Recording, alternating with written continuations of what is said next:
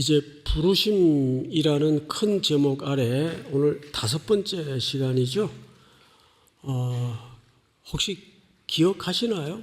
첫 번째 순서부터. 자, 첫 번째 구약의 어떤 인물로 부르심을 시작했죠? 아브라함의 특징은 보여준 땅으로 가랍니까? 보여줄 땅으로 가랍니까? 보여줄 땅으로 가라. 두 번째 인물은 모세입니다. 모세는 여전히 광야에서 평범한 일상 속의 양떼를 몰고 있다가 늘 지나던 어느 산등성이 밑에서 산 중턱에 가시나무인데 불이 붙었고 나무가 타지 않아요.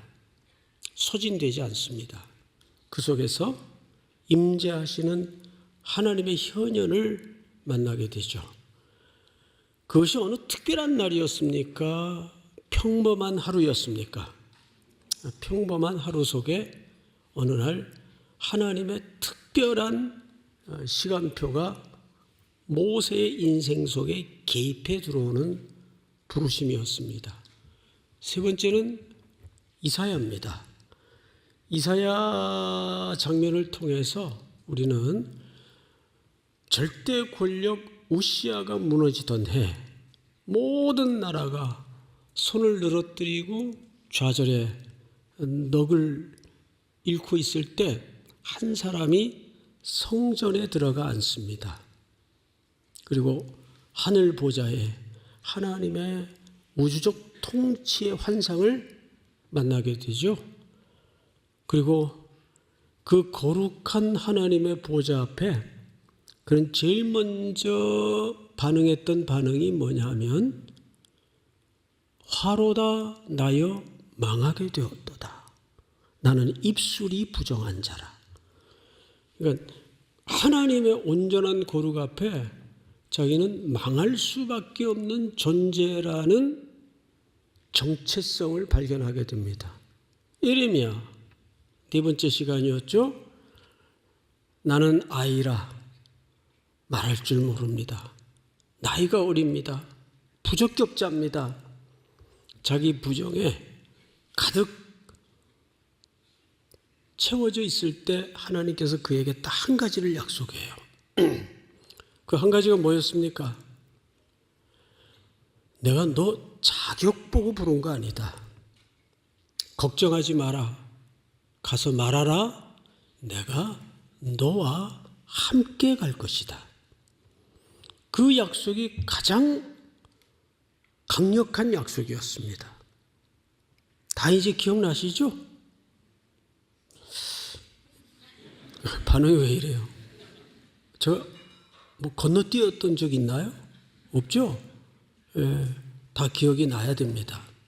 오늘은 신약으로 넘어와서 가장 유명한 인물 중에 한 분인 베드로의 부르심의 현장을 보게 되는데, 이 베드로의 부르심이 너무 많은 풍성한 이야기들이 신약에 있다 보니까 우리 독자의 입장에서 익숙해 있다는 데 좀 문제가 있어요. 그래서 늘 성경을 대할 때는 낯설게 대하는 훈련이 필요합니다. 내가 뻔히 읽었고 알고 있는 내용이라도 특별히 오늘 주시는 말씀에 나에게 새로운 말씀은 뭘까를 우리가 좀 주목해 볼 필요가 있어요. 1절을 한번 볼까요? 1절. 1절을 우리 순정현 목사님께서 한번 읽어주시기 바랍니다. 무리가 몰려와서 하나님의 말씀을 들을새 예수는 게네사렛 호숫가에 서서. 네, 무리가 몰려왔어요.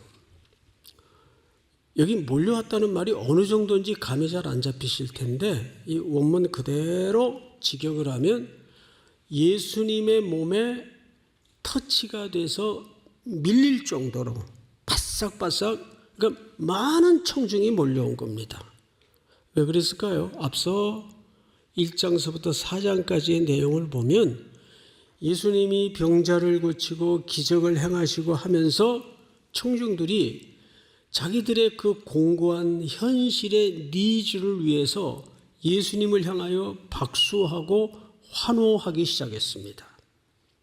당연히 시대가 슬픈 시대였으니만큼 그럴 수밖에 없었겠죠. 근데 그때 예수님은 게네사렛 호숫가에서 그 몰려든 청중들에게 뭘 하고 계셨나요? 성경은 이렇게 소개합니다. 하나님의 말씀을 들을세라는 말은 예수님이 들었다는 말이 아니고 누가 들었다는 얘기입니까? 몰려온 청중들이 하나님의 말씀을 듣고 있었어요. 근데 그 하나님의 말씀은 누가 전달하고 있는 말씀입니까? 그렇죠. 예수님이 전달하고 있는 말씀이에요. 그건 너무 뻔한 얘기 아닐까? 예수님이야 당연히 하나님 말씀하시겠지? 그런 단순한 차원이 아닙니다. 이 말은 어마어마한 이야기예요. 우선 말씀하시는 분이 지금 예수님이세요. 그리고 예수님은 누구의 이야기를 하냐 하면 하늘 아버지의 말씀을 하세요. 이게 왜 그렇게 중요할까요? 예수님일지라도 자기의 개인적인 사견이나 어떤 자기가 생각하셨던 견해를 말씀하셔도 충분하실 텐데 그렇게 자기의 사견이나 견해를 말씀하시지 않고 아버지의 말씀을 말씀하고 있어요. 예수님일지라도. 이것은 이 땅의 교회가, 이 땅의 청년들이 단단하게 붙잡고 복원해야 될 진실입니다. 오늘 교회 책임이 뭡니까? 오늘 성도들의 책임이 뭡니까? 말씀을 맡은 자예요. 말씀을 맡은 것은 저희들처럼 평생 설교자로 사는 우리들에게만 맡겨진 주제가 아닙니다. 이 말씀은 여러분들에게도 맡긴 겁니다. 믿으십니까?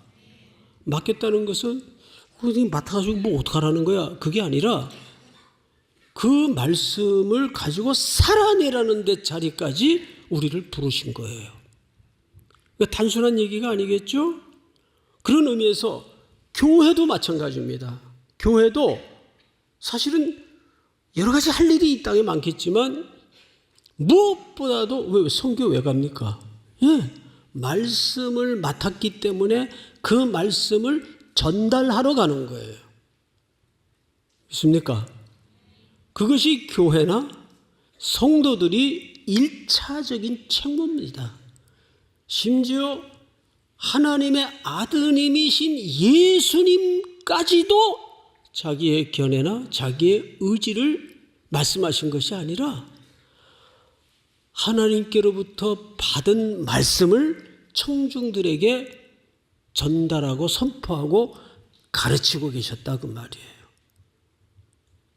이 책무는 평생 여러분들이 신앙인으로 이 땅에서 살아내는 동안 어떤 덕목과 주제와도 양보할 수 없는 진리여야 합니다. 진리를 맡은 자들입니다.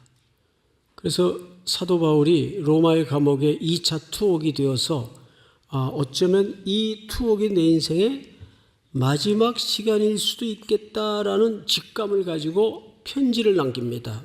그것이 디모데 후서예요. 그 중에서도 마지막 장인 4장에 이런 글이 하나 있습니다.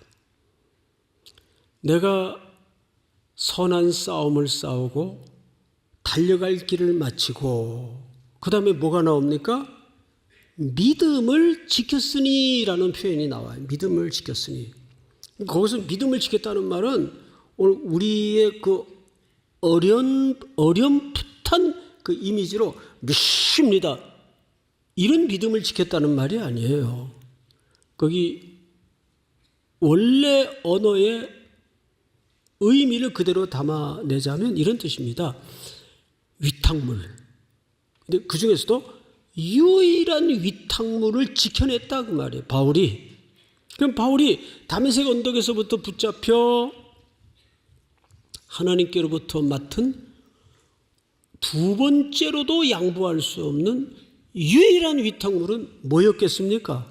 복음이에요. 이 복음이 그 당시에 거짓 교사와 이단들로부터 변색되거나 흔들리지 않도록 하기 위해서 좌우를 돌아보지 않고 부들부들 떨면서 이 진리를 변질되지 않도록 지켜냈다 그 말이에요.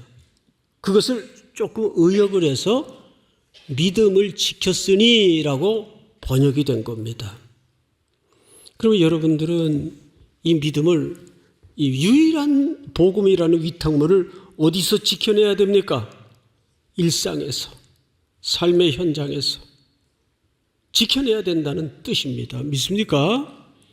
이것이 오늘 1절에서 선언하고 들어가는 아주 중요한 명제입니다.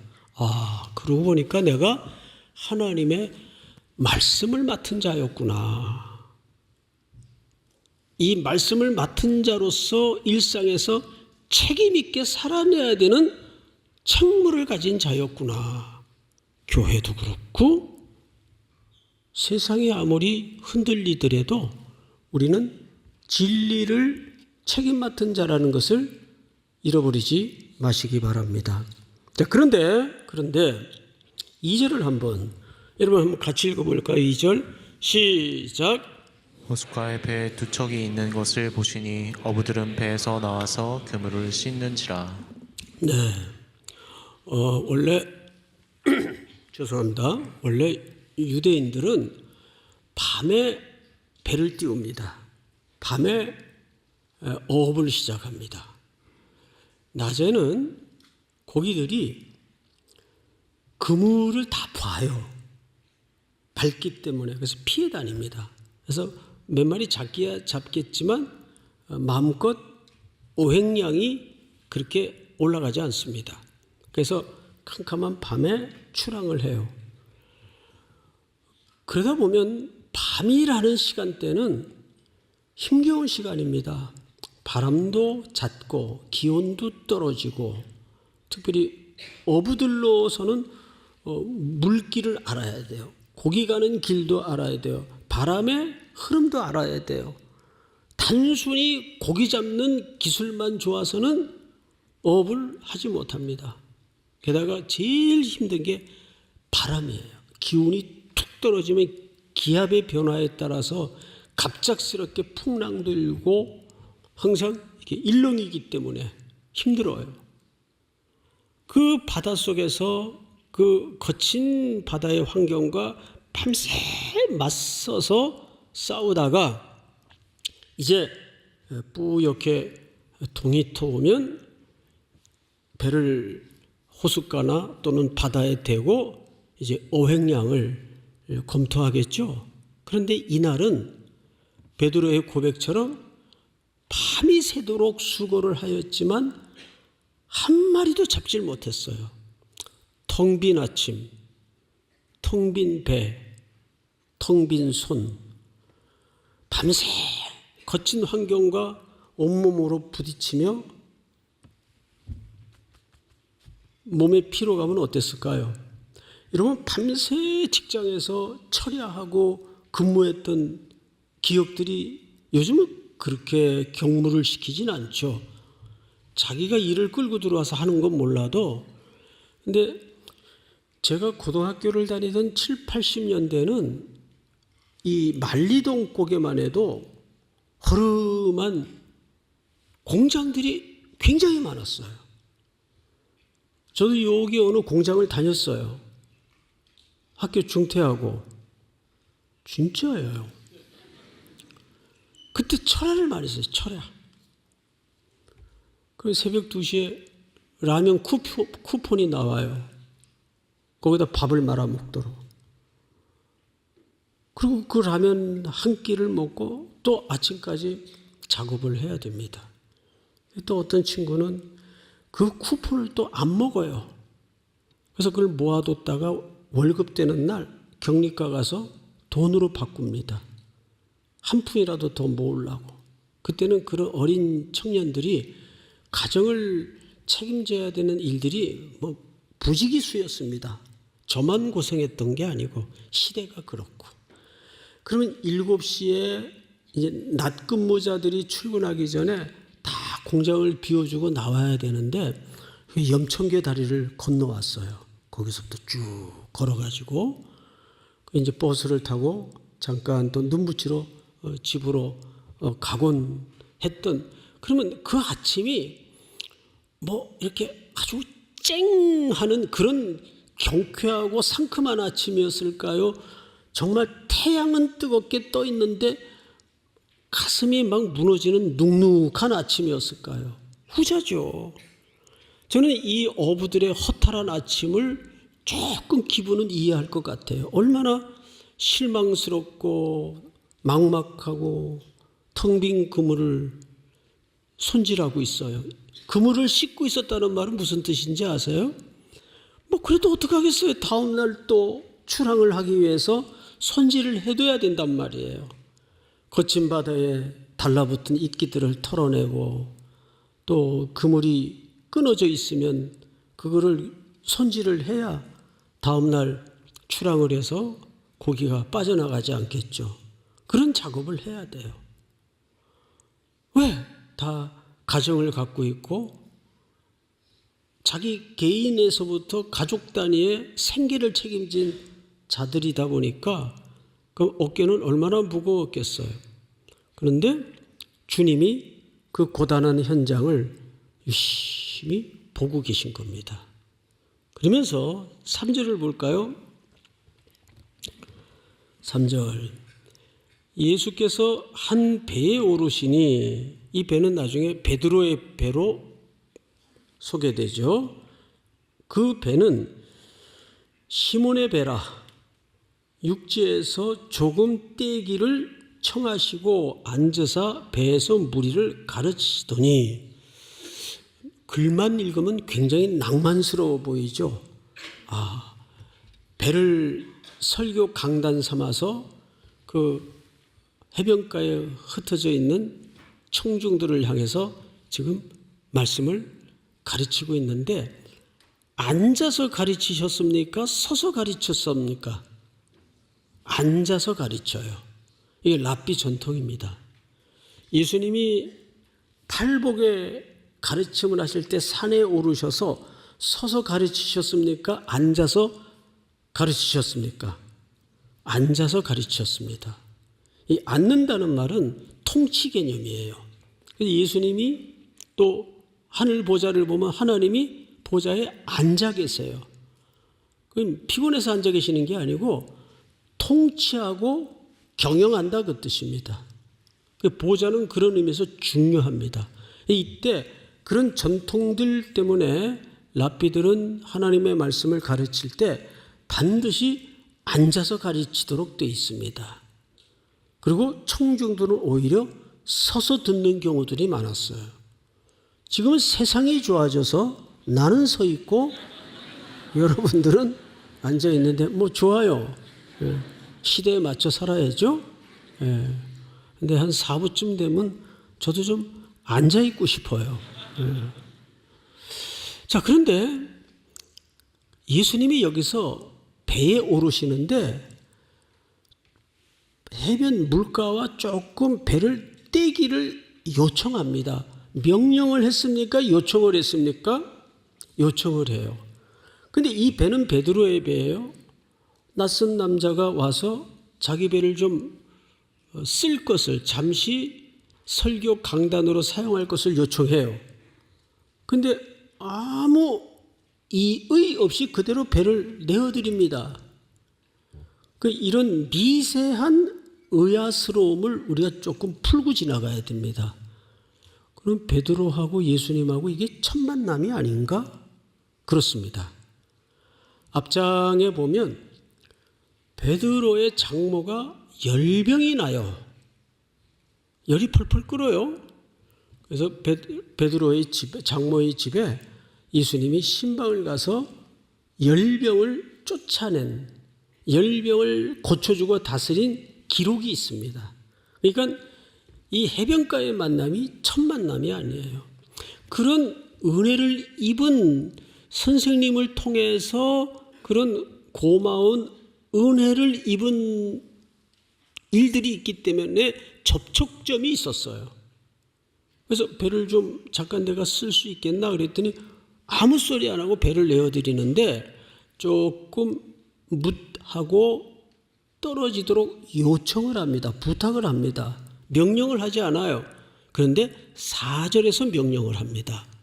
자, 4절을 한번 전체 같이 읽어볼까요? 시작. 말씀을 마치시고 시몬에게 이르시되 깊은 데로 가서 그물을 내려 고기를 잡으라. 자, 이제 설교가 끝나시고 나서 시몬에게 명령을 합니다. 깊은 데로 가, 이제 퇴근하려고 그러는데 그물 다 씻었어요. 퇴근하려고 그러는데 깊은 데로 가서 다시 출근하라는 거예요. 그물을 내려라. 여기서는 명령을 합니다. 말씀을 가르치기 전에는 부탁을 했어요. 그런데 말씀을 선포하시고 나서는 그 말씀의 권위를 가지고 명령을 하십니다.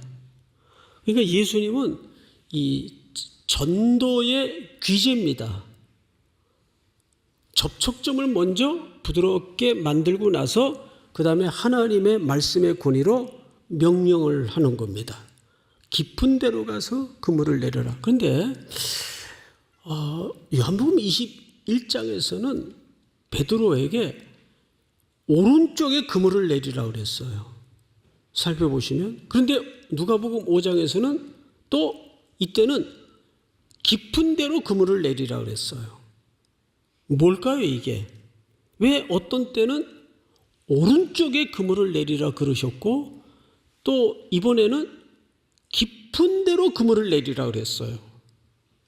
그래서 많은 분들이 오른쪽의 의미가 뭘까? 왜 깊은 데일까? 이거 가지고 밤을 새요. 그런데 오른쪽이 뭔가 깊은 데가 뭔가가 중요한 게 아니고 주님이 내리라는 그곳이 중요한 겁니다. 믿습니까? 하나님은 주권자이시고 다양하게 일하시는 만주의 주님이십니다. 그러니까 우리는 자꾸 이것을 단선적으로 이해를 해서 오른쪽이 뭘까? 또 왜 깊은 데일까? 이런 데에만 그 알레고리칼한 해석을 하느라고 불필요한 에너지를 낭비해요. 얕은 데도 괜찮아요. 주님이 내리라는 곳이면. 왼쪽도 괜찮아요. 주님이 내리라는 현장이면. 무슨 말인지 알겠죠? 그러니까 우리가 가끔 가다가 목사님 제가 이번에 강동구에 있는 회사하고 강서구에 있는 회사 두 군데 이력서를 넣었는데 만약에 양쪽에서 다 합격 통지가 오면 물론 그럴 리 없겠지만 어디로 가야 제 인생이 펴지겠습니까? 이런 식의 질문이 대부분이에요. 왼쪽으로 가야 부자가 될까요? 오른쪽으로 가야 부자가 될까요? 동쪽으로 가야 귀인을 만날까요? 서쪽으로 가야 귀인을 만날까요? 하나님이 함께하는 곳이면 거기가 답이에요. 믿습니까? 그런데 우리는 자꾸 위치가 중요하냐. 심지어는 퇴직한 분이 저를 찾아와서 목사님 기도 좀 해주세요. 그럼 뭘 기도해 드릴까요? 제가 무슨 사업을 해야 돈을 벌겠는지 기도해 주시고 좀 찍어주세요. 아니 무슨 점장이에요 내가? 네? 그런 사람은 절대 사업하면 안 돼요. 그냥 그 돈 까먹지나 말고 가지고 있는 게 차라리 낫지. 아니 내 인생의 앞날도 내가 모르겠는데 남의 인생의 사업의 앞날과 미래를 내가 어떻게 얘기를 해줘요. 실제 이런 사람들이 있단 말이에요. 이거냐 저거냐 묻지 마시고 주님이 그 일에 그곳에 동행하는가가 중요한 겁니다. 믿습니까? 자, 그런데 그런데 깊은 데로 가서 그물을 내려 고기를 잡으라 명령을 하셨어요. 우리 5절 우리 순 목사님. 시몬이 대답하여 이르되 선생님 우리들이 밤이 새도록 수고하였으되 잡은 것이 없지만은 말씀에 의지하여 내가 그물을 내리리이다 하고. 네, 말씀에 의지하여. 오늘 시간이 이 부분만 설교를 하고 마쳐야 될 것 같아요. 자, 여기서 아주 익숙한 본문이 나오죠. 시몬이 대답합니다. 선생님, 자, 선생님이라고 불러요. 퀴리오스, 주라고 부르질 않아요. 랍비라는 뜻입니다. 그러니까 이런 겁니다. 아직 베드로는 랍비 정도의 존경받고 어떤 권위를 가진 분인 것은 틀림없는 것 같은데,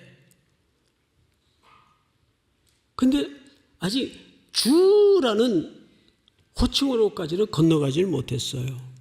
신앙이 아주 기초적인 지금 입문도 어쩌면 들락달락하는 문턱에 서서 있는 정도의 신앙밖에 안 돼요.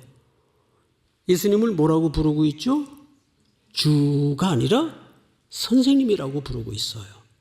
선생님, 이렇게 얘기하는 겁니다. 우리들이 밤이 새도록 수고하였으되 잡은 것이 없습니다. 이건 팩트예요.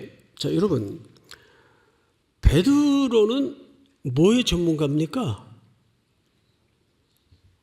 어업과 바다의 전문가예요. 그 바다에서 어린 시절부터 잔뼈가 굵은 사람이에요. 베드로는 자기 생계가 어업이에요. 고기 잡는 거예요. 그럼 예수님은 무슨 출신입니까?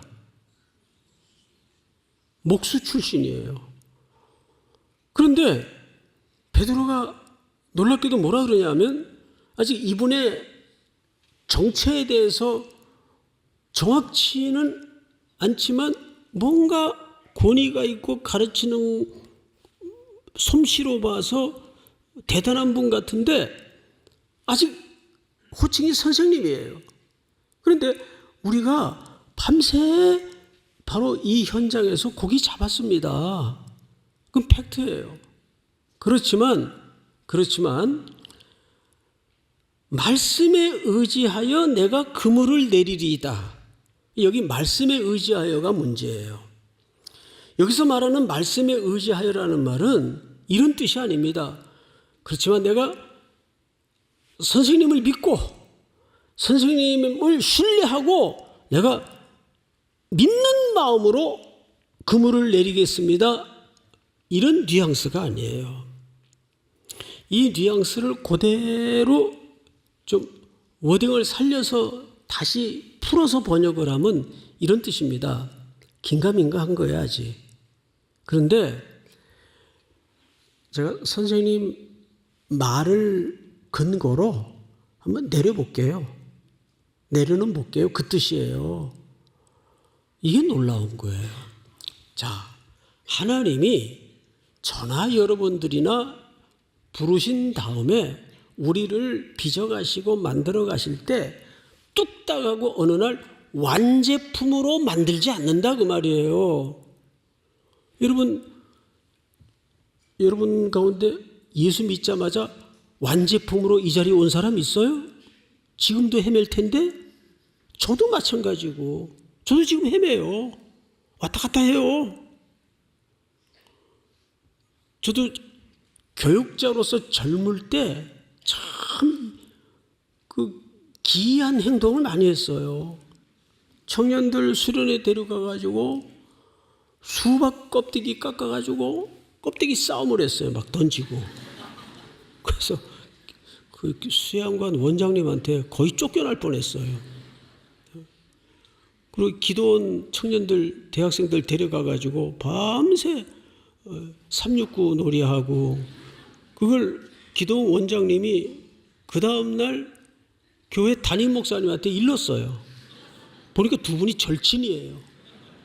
당신네 그 교회 전도사 하나가 애들 데리고 와가지고 밤새 오락이나 하고 그거 쫓아내야지.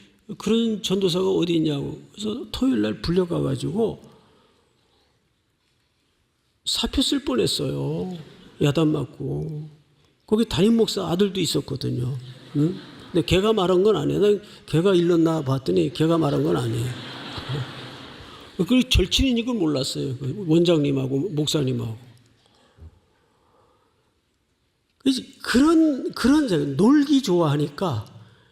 그런데 하나님은 그렇게 미완성된 우리를 계속해서 조금씩 완전을 향하여 만들어 가시는 분이세요. 베드로도 여기서 무슨 신앙이 충천해 가지고 예수님 그 배에서 말씀하시는 거 막 은혜 만땅 받아 가지고 오 예스 아멘 내가 믿습니다. 이래서 그물을 내리겠다는 말이 아니고 아이고 내가 밤새 여기서 해봤는데 바다는 또 내가 전문가인데 근데 여기서 중요해요. 근데 내가 일단 이거 유보하고 선생님 말씀대로 한번 해보긴 할게요. 요 정도예요 지금 신앙이. 말씀에 의지하여라는 의지하다라는 언어가 문장이 사실은 없고 이게 의역이 된 겁니다. 그 뉘앙스를 아시겠죠 여러분? 그런데도 하나님은 그 미지근한 알딸딸하고 애매한 베드로에게 만선의 기적을 보여주시는 겁니다. 어떤 일이 벌어졌을까요? 6절 여러분 한번 같이 읽어볼까요? 시작. 그렇게 하니 고기를 잡은 것이 심히 많아 그물이 찢어지는지라. 그물이 찢어지게 생겼어요. 이거는 역대급의 어획량을 확보한 겁니다. 여러분 이건 완전히 성공을 지금 앞에 두고 있는데 이제 그것 가지고도 안 돼. 그러니까 옆에 동료들을 불러요. 동료들을 불러서 7절 시작. 이에 다른 배에 있는 동무들에게 손짓하서 와서 도와달라 하니 그들이 와서 2배 채움에 잠기게 되었더라.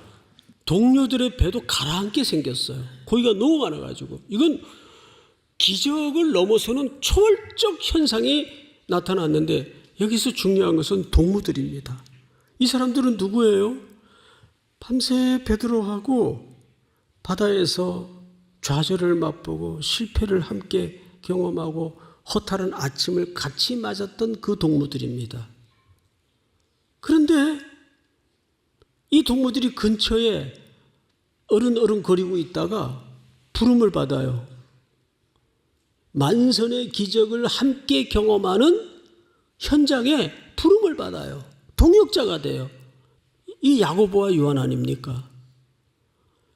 그러니까 군대 가면 제일 중요한 말이 뭐예요? 군대 가면 여기 군필자들 한번 대답해 보세요. 군대에서 제일 중요한 말이 뭐예요? 줄 잘 서라 그러잖아요. 줄 잘 서야 된다. 이것이 성경에 나와요. 시편 1편에 보면 복 있는 사람은 악인의 꾀를 쫓지 아니하고 죄인의 길에 서지 아니하며 오만한 자의 자리에 앉지 않는다. 그 청년들 가운데 이상한 사람들 왜 그렇게 되나 가만히 보면은 이상한 애들을 쫓아다녀요. 한 번은 어느 기도원에서 제가 청년들 가르칠 때인데 전화가 왔어요. 얘들 좀 데리고 내려가라고. 그랬더니 제가 지도했던 교회를 떠난 지 오래된 청년들이 어느 기도원에 이상한 도사 같은 사람한테 명상하는 사람한테 빠져가지고 거기 지금 밥값도 안 내고 지금 몇 달째 있다는 거예요. 집에도 안 가고. 그래서 우리가 올라갔어요. 요 가까운 기도원인데 올라갔더니 세 녀석이 굴 같은 데서 생활을 하는데 주동자는 한 명인데 둘은 따라간 애들이에요. 근데 석 달 거기 있는데도 거기 뭐 하는지 잘 몰라요, 지네들도. 그러니까 누구와 함께 있고 누구를 따라가느냐가 청년 시절에는 그렇게 중요한 겁니다. 이 두 배도 그 근처에 그냥 얼렁얼렁거리고 있다가 하나님의 동역자로 부름을 받지 않습니까? 줄 잘 서야 돼요. 예? 청년 시절에 제가 이 얘기 한번 했는지 모르겠어요. 한번 대만 선교를 가는데 옆자리에 처음 보는 사람이 앉아서 난 우리 청년이 아닌 줄 알고 어디가 어떻게 뭐하러 가느냐 그랬더니 자기 대만 선교 간대요. 그래서 그럼 3일교회 청년이시냐 그랬더니 맞대요. 그냥 그 친구를 그래도 왔다 갔다 하면서라도 이렇게 기억이라도 날 텐데 전혀 처음 보는 얼굴이에요.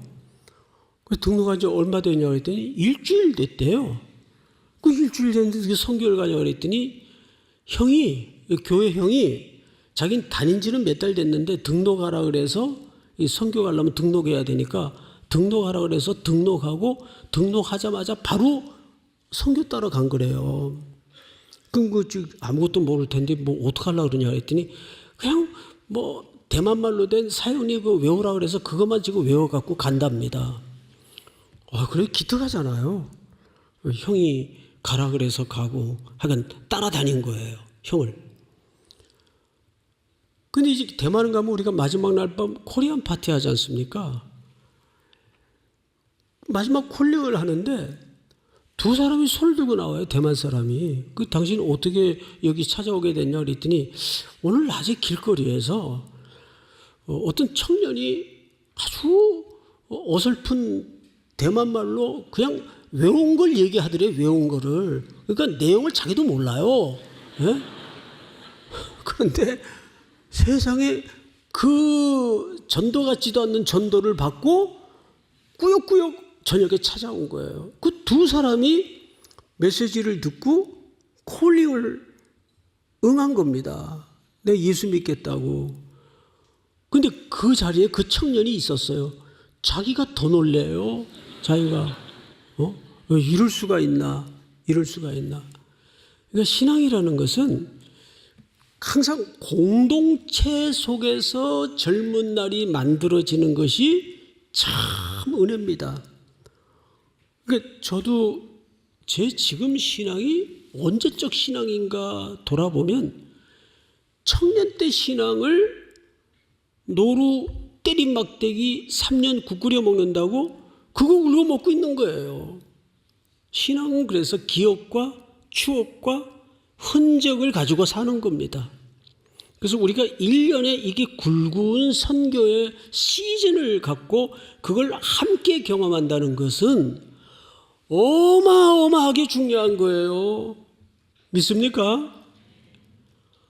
오늘 이 바닷가에서 마지막 절까지 제가 시간상 설교는 여기서 자르겠지만 세 가지를 기억하십시다. 첫째, 우리는 무엇의 전달자입니까? 하나님의 말씀의 전달자예요. 믿습니까? 전달이라는 것은 살아내는 삶의 자리까지를 얘기하는 거고, 두 번째는 베드로가 온전한 상태에서 순종했습니까? 아닙니다. 순종은 완벽해야 순종하는 게 아니고 일단 뭐 잘 모르겠는데 한번 해보자. 이런 미미한 신앙의 형태라도 하나님은 기뻐하신다 그 말입니다. 하나님이 만져가시는 거예요. 그러니까 완제품으로 딱 만들어 놓으시는 게 아니에요. 완제품도 아닌데 완제품인 척 살면 안 돼요. 그 괴물됩니다. 신앙은 차근차근 눈금 하나씩 단단하게 만져가면서 하나님이 우리를 이끌어 가십니다. 마지막 세 번째는 뭐죠?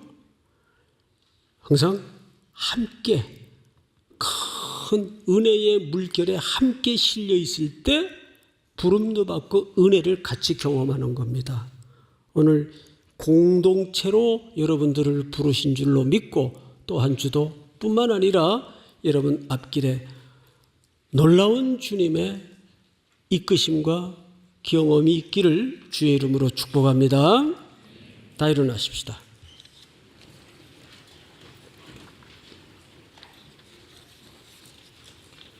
전능하신 나의 주 하나님,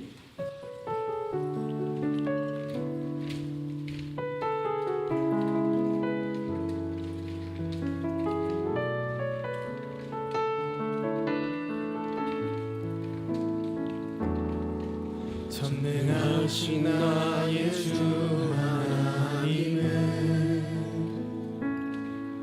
능치 못하실 일 전혀 없네.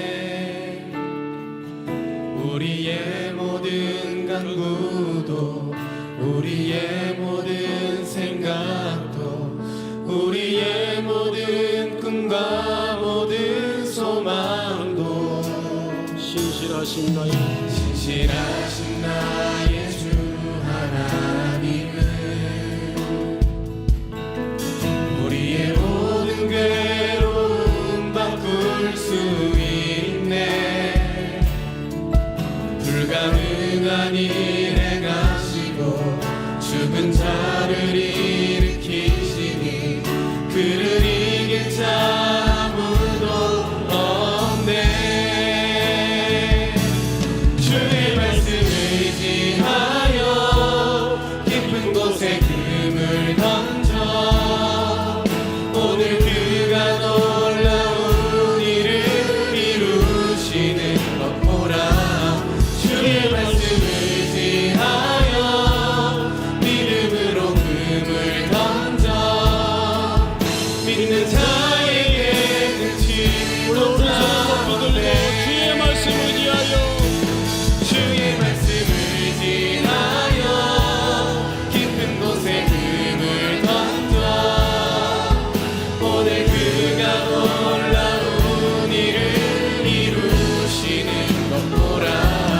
주의 말씀 의지하여 믿음으로 금을 던져 믿는 자에게 능치 못하겠네. 나는 부족하지만 연약하지만 그럼에도 우리를 순종케 하시어 이 자리까지 이끌어 인도하심을 진심으로 감사를 드립니다. 또 격렬한 한 주가 시작이 되지만 언제나 내 걸음과 동행해 주셨고 내 느릿한 걸음에 보조를 맞추어 주셨으며 앞으로도 그런 나를 함께 하실 줄을 믿습니다. 하나님 앞에 흔들리더라도 회의가 밀려오더라도 순종할 수 있는 은혜를 통해 기적을 보게 하시고 하나님의 경의를 만날 수 있도록 역사해 주시옵소서. 지금은 우리 구주 예수 그리스도의 은혜와 하나님 아버지의 사랑과 성령님의 교통하심이 오늘 머리 숙여 경배를 드리는 사랑하고 사랑하는 우리 3일의 청년들, 성도들, 해외, 국내, 멀리 출타해 있는 가족들 머리 위에 이제로부터 영원토록 함께 있을지어다. 아멘.